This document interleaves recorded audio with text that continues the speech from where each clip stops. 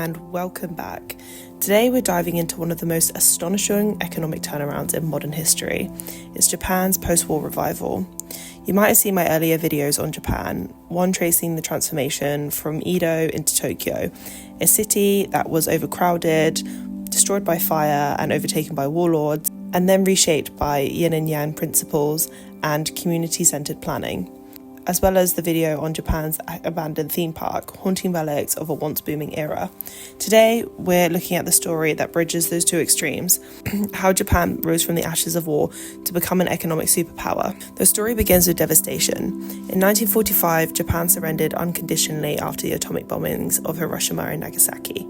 The official surrender came on September 2nd, 1945, when Japan signed an 8-paragraph document pledging the complete submission to Allied powers. It marked the end of World War II in the Pacific. The surrender brought US occupation. From 1945 to 1947, Japan was effectively governed by General Douglas MacArthur.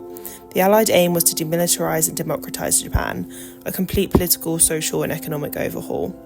The key reforms included the 1947 Constitution, which renounced war and replaced imperial rule with a democratic parliament; land reform, where the government redistributed farmland from absentee landlords to tenant farmers, empowering rural communities and reshaping Japan's agricultural economy; the dissolution of the Zaibatsu, the massive industrial conglomerates that had dominated the economy and supported the war effort; and educational reform, introducing a liberal curriculum and compulsory schooling to foster a more democratic society. The reverse course and the Korean War from 1947 to 1953. Initially, US policy was punitive. There was harsh taxes and dismantling of industry. But global politics shifted. As communism spread in Asia and Europe, the US pivoted. It needed Japan as a strategic ally in the Cold War. This shift, known as the reverse course, in earlier reforms and shifted focus towards economic recovery. Former Zaibatsu were allowed to reconstitute in modified forms. The US cracked down on leftist labour movements and poured financial aid into Japan, including critical trade arrangements. The Korean War from 1950 to 53 supercharged this recovery.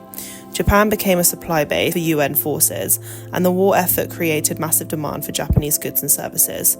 US investment in Japan's industrial capacity increased, cementing ties between the two nations and giving Japan's economy the jolt it needed to take off.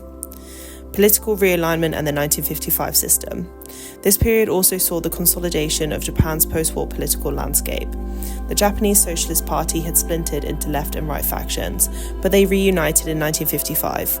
In response, conservatives merged into what became the Liberal Democratic Party, which dominated Japanese politics ever since. Japan also adopted the Yoshida Doctrine, named after Prime Minister Yoshida. It focused on three things: economic growth through trade, minimal military spending, and a strong alliance with the US. This pragmatic, low militarization approach allowed Japan to channel its resources into rebuilding its economy. The economic miracle from 1952 to 73. From 1952 to 73, Japan experienced what was known as the economic miracle. In less than a generation, Japan transformed from a bombed-out country with 93% of its steel production destroyed to the world's third largest economy. Between 1953 and 65, GDP expanded by over 9% annually. Manufacturing and mining grew by 13% per year, construction by 11%. This wasn't just a matter of US aid or geopolitical luck. Japan implemented smart economic policies.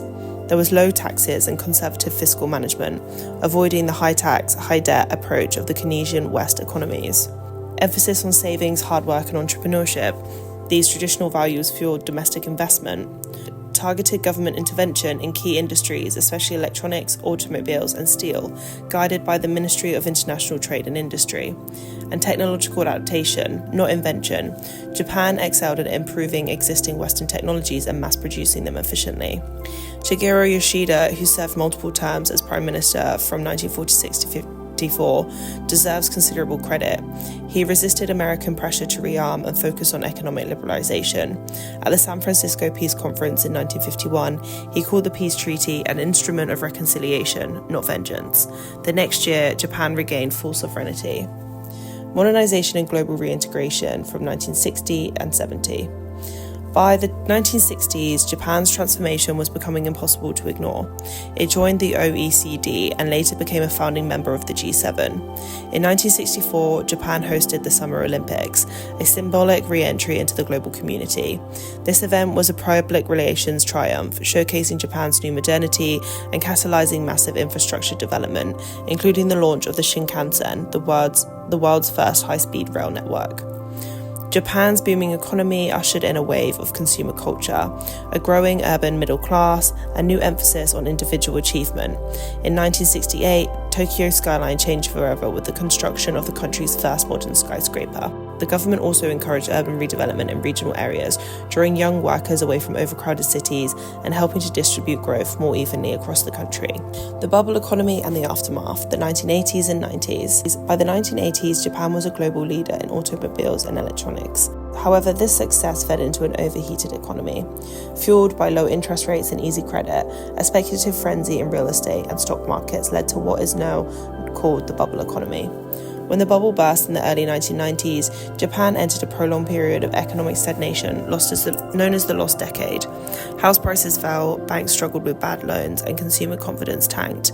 The boom years were over, but the foundational strength of Japan's post-war economy prevented total collapse.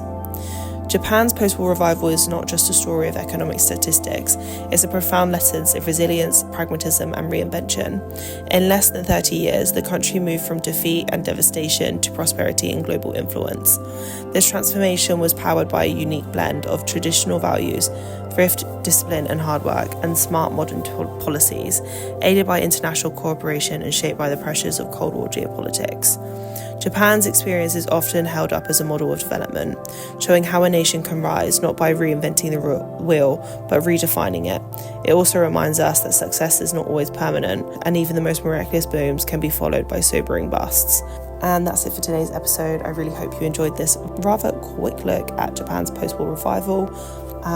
If you liked it, give it a like and subscribe for more. I bring out new episodes every Tuesday.